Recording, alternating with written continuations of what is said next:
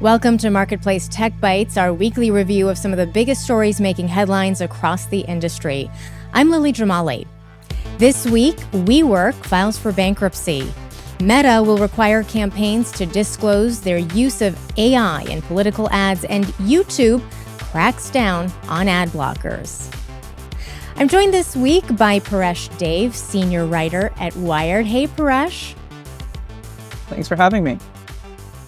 It's great to have you here. And as always, we're going to start with our Bite of the Week. This is where we have our guest give us a number that offers some insight into the week that was in tech. Paresh, what's your number? Over $18 billion. So that's how much Wework reported owing people when the company filed for bankruptcy this week. Absolutely. This, of course, our top story of the week. Wework, the office leasing company that started up in 2011, filing for Chapter 11. And with debt come interest payments, Paresh. So last month, Wework made it known that they were going to be missing a set of interest payments that added up to $95 million with an M. I found this really striking because this is a company that was once valued at $47 billion. And speaking of debt, the creditors holding the vast majority of Wework's secured debt have agreed on a restructuring plan. What do we know at this point about what that plan is going to look like? Because this is not the end of Wework as a company, right? Yeah, so they've agreed to a plan to wipe off about $3 billion in debt, but there's still a long way to go. They also have SoftBank, their biggest investor, their biggest shareholder, who's still willing to help WeWork move forward in some form or fashion. But it's tough out there because it is so tough out there for office space landlords, because no one's really going back into the office. So there's a lot of competition in the market. Landlords are willing to be more flexible than they have in the past. Yeah, and landlords, to your point, are among the big losers in this situation. Landlords that rented space to Wework, that had these contracts with the company. Some of them have debts to pay as well. Paresh, talk about some of the structural problems that Wework had as a company. You know, as you say, it's easy to think people are working from home because of the pandemic. Commercial real estate is just not a great business to be in right now. But this is a company that had really big issues. And we were learning about those issues well before the pandemic, back in 2019, when the company first tried to IPO. Yeah, so there's probably two things. There's the short-term issues, which were that because of the pandemic, these leases that they had gotten into a decade ago started looking not so great. They basically couldn't pay their rent because they weren't able to get enough money out of their subleases to small businesses and others who rent space from WeWork.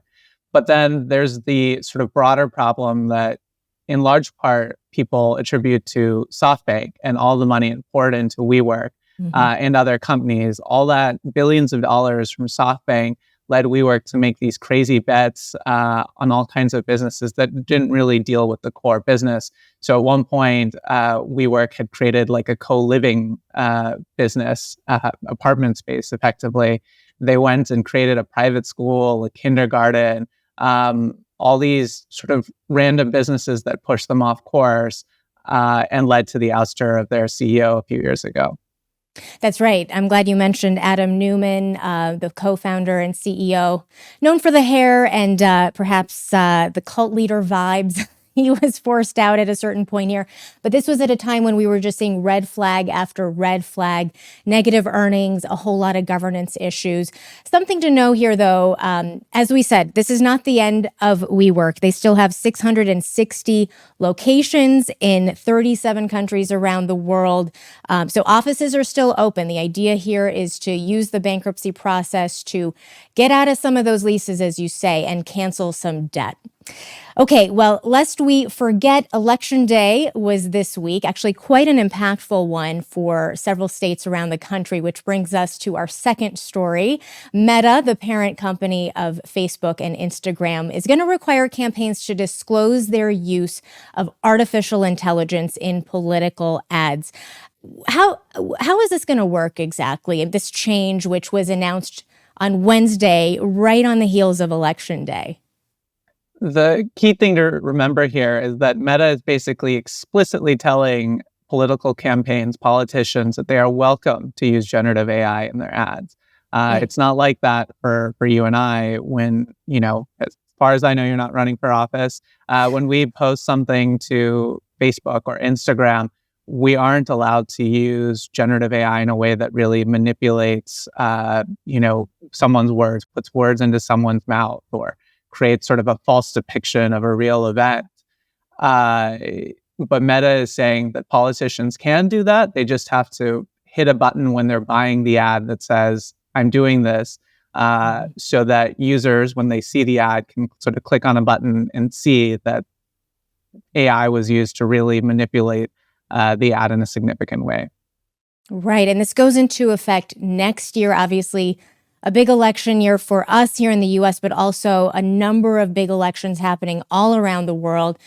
Based on what you can tell, Paresh, how much AI-generated material are we seeing in election ads so far? Because outside of the political context, the stuff is feeling pretty pervasive. In the US, there's been a couple attempts, including the Republican National Committee doing this ad that sort of imagined an apocalyptic world if Biden, sort of under Biden, President Biden. But we would expect to see more and more. Even just yesterday, there was some new generative AI video technology that was released that's even better than the last version. So as this technology improves, certainly we're going to see more of it. And in places like India, which, the world's largest democracy, has a big election next year, you can expect generative AI, especially with video, to play a big role. And what are other tech companies doing on this front? Meta not alone in trying to tackle this. They probably have the most to prove, given how their platforms were used to spread misinformation in the 2016 election. They got so much criticism for that. But other companies are making changes on this front as well, it sounds like. Yeah, so Meta's policy basically puts them in line with Google's, which also requires sort of campaigns to make these disclosures. Microsoft is doing this thing where it's trying to help politicians authenticate real images and videos that they put out. So that's in the same way you can click on a button and sort of see the provenance of the image or video, which will help politicians push back when someone says, "Oh, that must be fake." And other companies are also looking at generative AI policies because of this sort of big run of elections next year. Yeah, well, it's going to be a busy 12 months at Meta headquarters in Menlo Park. We're going to be following that story really closely. On to our third and final story, YouTube cracking down on ad blockers. This is one that you've been all over the reporting on. Tell us first off, what is YouTube/Google? What are they up to here? So YouTube has been starting to show users around the world this message saying that ad blockers are not allowed to be used when you're browsing youtube.com, and that users must disable their ad blockers when using YouTube, or they will lose access to watching YouTube videos. So YouTube starts showing repeated warnings, and if users keep ignoring them, the ability to watch videos on YouTube becomes inaccessible. Yeah, and your recent story, which we've linked to on our website, marketplacetech.org, you have this great opening scene. You place us at a global ad blocker conference in Amsterdam. Didn't know the ad blockers had conferences. Obviously, a huge industry, right? And Google is a co-sponsor. They even host a session at this thing. While this is all happening, you write, quote, another team at Google quietly prepared to unleash the most sweeping crackdown on ad blockers, basically anywhere in big tech in years, right? And you report that at least so far, this crackdown seems like it's working, right? How do we know that? So I spoke to a bunch of companies that develop ad blockers, and they said that they saw a record number of uninstallations last month. So when people download a Chrome extension, which is probably the most common way of using an ad blocker, the Chrome Web Store records some statistics about installations and uninstallations.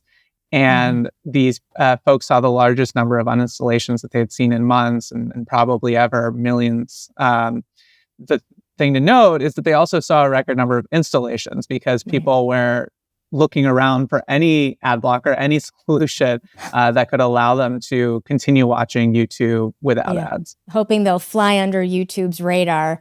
And you write that YouTube's ad blocker detection system could be a violation of the EU's e-privacy directive, something to watch in the weeks and months ahead. And we're, again, going to have a link posted for our audience on your story, a fascinating deep dive into the world of ad blockers. Paresh Dave, senior writer at Wired, thank you so much for being on the show. Thanks, Lily. And thanks to all of you for joining us on Marketplace Tech Bytes Week in Review. Daisy Palacios and Rosie Hughes produced this episode. I'm Lily Jamali.